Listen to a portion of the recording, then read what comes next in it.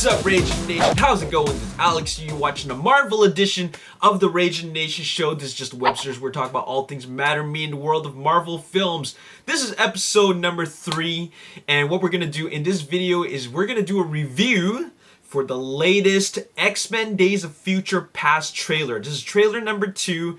I just watched it, and boy, does it look good. Now, before I watched this trailer, I, of course, watched the previous trailer, and the only thing that I got out of the story is that there's time travel involved, and there are the Sentinels. And what the Sentinels do is that they destroy mutants. All right, so that's all I gather about it, and that's the only thing I know about it. But I don't know how everything is connected. Well, in this new trailer, we get a better idea of the story. So what happens is that, or from what I gather from the trailer, is that in the future, a huge war breaks out between the Sentinels, which is created by a human, Bolivar Trask, and the Sentinels are the things that wipe out the mutants. Okay, so this big war, and this happens in the future. So Professor X needs to tell Wolverine to go into the past. I don't know how they go into the past and time travel, but he has to go in the past and convince the old Professor X to prevent this war, or rather the young Professor X to prevent this war from happening. And that's the general idea from this story. All right, so this is what I gathered from the trailer. Now let's take a look at this trailer, and let's just review a couple of these shots. Now, I'm only going to talk about the shots which are significant, okay? If there's nothing really going on, then I'm not going to talk about every single shot, okay? Let's just talk about some of the shots that really I find significant to me. All right, first of all, we get the shot right here. This is the future. This is the war-torn a city of some American city, and it's completely destroyed, and this is the battleground, all right? So it looks pretty dark. And then you have a shot of what appears to be feet. It could be 2 legs coming down, and I'm assuming that is the legs of the Sentinel. And then here we see a young Professor X, played by James McAvoy, and the following shot right after that is the old Professor X, played by Captain Picard. I mean, Jean-Luc Picard, or I forgot his name. Okay.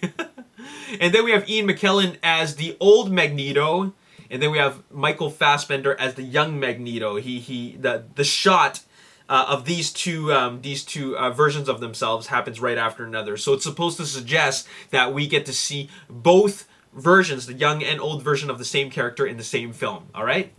So moving on, we get a shot of the future Sentinel right before it appears to be about to stab Storm. Okay, we don't actually see the stabbing take place, but this scene suggests that Storm's going to get it from a future Sentinel.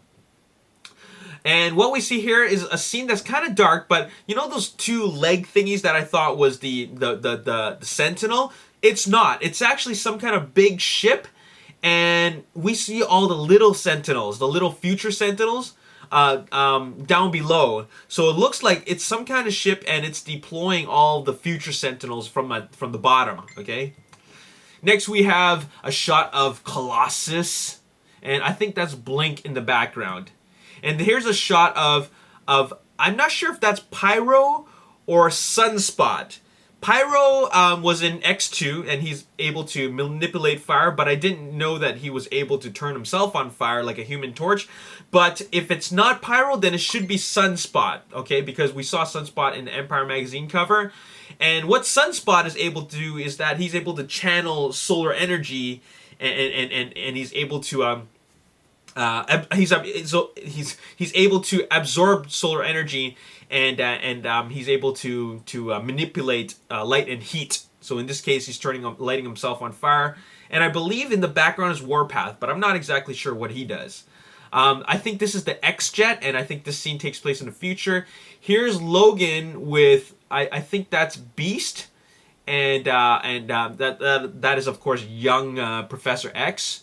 And they're in the X-Men headquarters, the XHQ, Here's a shot of the X-Men in the future, which includes Storm, Logan, Professor X, and Magneto. So it shows that they are working together. Now check this out. Look at the uniforms they're wearing. They're wearing the future armor, the future uniforms, the future X-Men uniforms. So pretty interesting there. Excuse me. Now here we get our first shot of Quicksilver. I don't know who plays him, but he looks like a punk.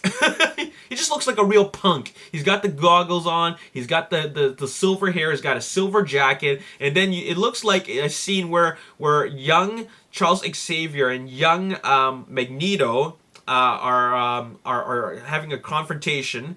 But look at the background. Someone is duct taped to the wall. So who knows what that's about. Here we see a very pivotal scene where young Magneto, he is able to get the helmet from this display case, which is holding the ultimate helmet of doom, or that's not what it's called, but this Magneto's classic helmet. All right. Here we see Jennifer Lawrence, who plays young Mystique, and she's shape-shifting from an American soldier into herself, into Jennifer Lawrence. Here we see a really cool shot of young Magneto, and he just does this wave of the arm, and then these people go flying. So very, very cool. Here's Boulevard Trask, and he's announcing in this shot right here that there is a new threat, and we know how to take care of this threat. And then in the next shot, we get to see how they're going to take care of the threat, and that is Sentinels. He's built the Sentinels, and with using the Sentinels, he's going to take care of the mutants. The mutants are the threat. And then the next shot you see is of Blake, and her special ability is teleportation. But other than that, I don't know what else she can do. So I don't know how much she's going to contribute to the whole X-Men cause. And moving on, we have a shot of Kitty Pryde and Bishop. And Kitty Pryde can walk through walls, and like she can walk through matter. And as long as she's holding on to somebody, she can take that other person through walls as well. So that's what is showing in this. That's what's showing in this scene where she helps take Bishop through this thing, the shelf. Now here's that capital ship, and it's got these little drop ships on the bottom of it. And then in this shot, you see all the future Sentinels flying about. Okay, so this scene looks like it's going to be epic because it's going to be like some kind of invasion scene.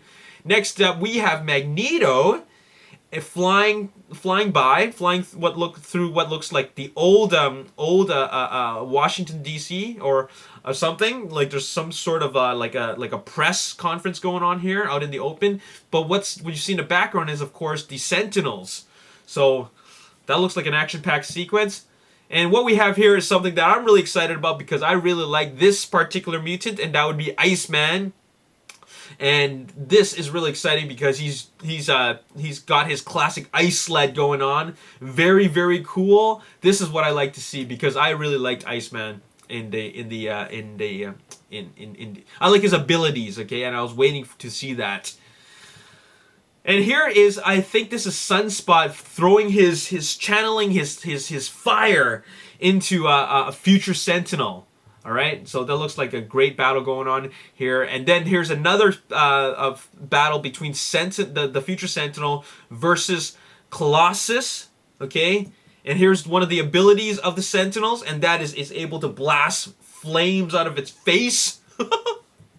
And finally, we get this iconic shot of where the old Professor X meets the young Professor X. So I'm really curious what they're going to say to each other. So that is something that is very, very intriguing and very exciting.